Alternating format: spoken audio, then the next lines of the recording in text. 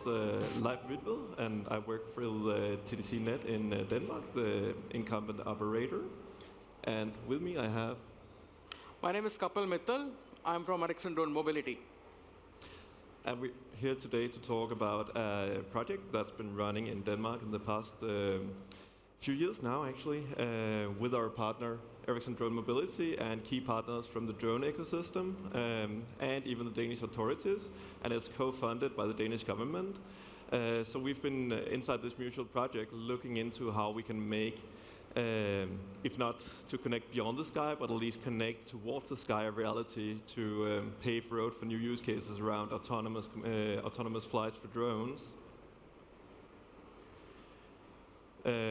So first question you might ask is, what is a connection? We all have different interpretations on what connections are. But to us, as a mobile operator, what we realized is that we've been doing connections for multiple years. And we've seen that there is a nice traction inside the drone industry. There are more and more drones flying during various tasks that are important. They really gain traction. They all rely on moving data, both to control the drone, but definitely also to do video offload. So common for this is the need for not just connectivity, but actually the need for wide area mission critical connectivity. And you could ask, why drones? Well, the important thing to us and the really exciting thing to us is that drones are flying close to the ground, where we've been covering customers for quite a while now and continue to do coverage, improve our networks. So you have a new potential user close to the ground, really requiring mission critical and unlocking new opportunities there. So we believe that we would have a competitive advantage by looking this direction, using our existing asset, enhancing the asset where needed to support their need for this mission critical connectivity. So what we've been doing so far in this project is, jointly with the partners, try to understand the main bottlenecks that we are facing to be able to go towards this future of autonomous drones flying around. You might know that in EU level, there is a lot of legislation going on to normalize it between the European countries. There is a concept called the U-space that is under development, and that is a designated slice, different way of using slicing, in the airspace that will be allowed under specific conditions for drones to fly fully autonomous. So enabling drone operators not to be enforced to have a spotter, enabling them to be sitting somewhere several kilometers away in a control center, letting the drone do its task and have full trust that the drone will act safely and be able to basically do whatever it's set out to do without having to visually monitor it all the time, hence the beyond visual line of sight, which we believe is a key capability on unleashing the full potential of drones.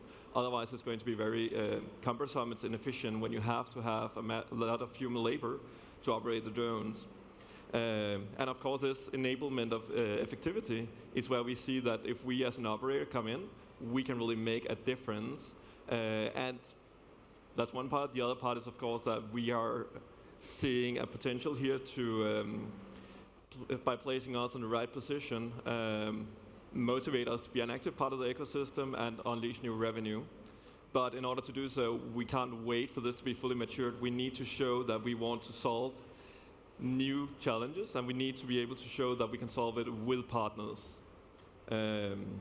So we've actually, GSMA has published a white paper on the work that we've been doing in the Genius project.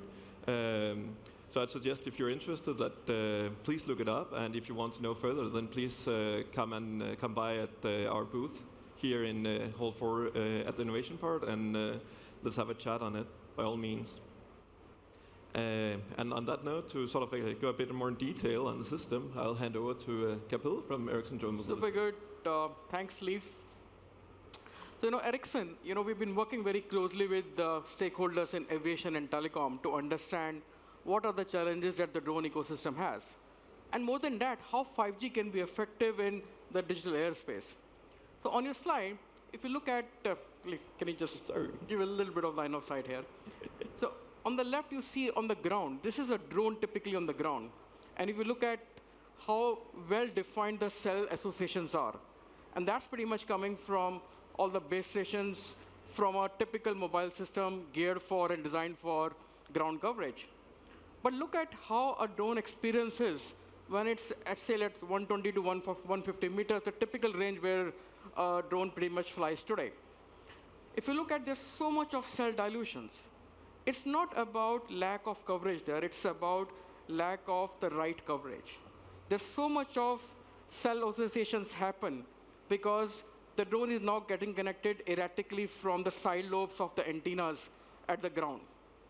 What it helps is further in dilution, there's multiple handovers happening. The drone gets confused where to get latched on. There's so much of signaling happening. It further has a ripple effect in terms of interference. It has a further ripple effect because it directly starts impacting the ground coverage capacity. At Ericsson Research, we've been trying to find solutions to these problems. For example, using the 5G massive MIMO beamforming, on the right-hand side, you see that's a technique where the drone has a much better cell association, far better than the side lobes.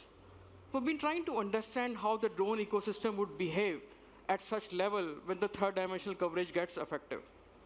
We've also been trying to understand what other assets do we have in the telecom networks that can further help the drone ecosystem.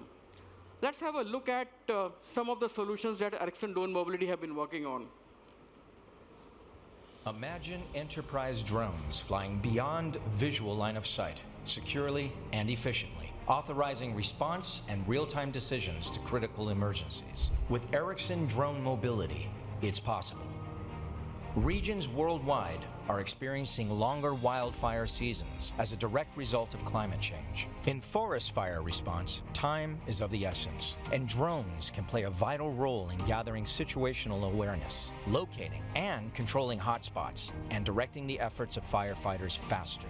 Leveraging mobile network intelligence, Ericsson Drone Mobility's cloud-based drone mission control platform empowers decision makers to connect and control drones securely using telco-grade encryption, data security solutions, remote control, and live streaming of drone data. Ericsson Drone Mobility uses open APIs from mobile networks and aggregators like Vonage to help drone operators complete their missions and comply with beyond visual line-of-sight regulations. Mobile network capabilities like positioning, authentication, and performance can help drone operators monitor in real time and fly more safely by avoiding crowds of people and areas of poor connectivity. At Ericsson, we partner with mobile operators in building three-dimensional 5G networks and mission-critical infrastructure that will help realize the full potential of the drone industry and the broader UTM ecosystem so that the imaginative becomes possible. Good. Yeah. So as you could see, in real time, you can leverage the intelligence coming from telecom operators. And it's not only about coverage and providing the right positioning to provide the right route for a drone. It's other assets as well. For example, when a drone reaches the point of inspection, it may require a higher bandwidth, a bandwidth where it can start streaming 4K videos and images of higher resolution back to the command center. So with a click of a button, using the network exposure capabilities of a telecom network, it can demand a higher bandwidth. And that's the project that we've been trying to do, trials with multiple operators globally. So assets are already there. And that's what mobile operators are thinking in terms of monetizing it further. Let's talk a little bit about money. How do we monetize it? So on the left-hand side, you see different value chain propositions. A drone operator can reach out to a mobile operator for different needs. And I think that's what defines the business proposition for a mobile operator as well. A mobile operator could simply be in a pure connectivity where they're just selling the SIM cards. However, we believe in our association with mobile operators, there's so much that a mobile operator can leverage their assets. For example, if you look at the middle section where it's all about APIs in the mobile network, be it quality of service on demand, be it real-time information, location tracking as well. Mobile operator can start exposing those APIs directly to the drone ecosystem, the UTM players, or perhaps they can use aggregators like Vonage, which are experts in terms of exposing those APIs with a uniform experience. Further up the value chain, mobile operators have also been thinking about bundling drone mission control platforms like Ericsson Drone Mobility, which understand their platforms so that they can give better value addition to their enterprises. So again, as a nutshell, depending on how a mobile operator would want to play a role in the value chain, they can already start monetizing their assets. But we believe collaboration between mobile operators, ecosystem, drone manufacturers is absolutely key to make it enable. Thank you.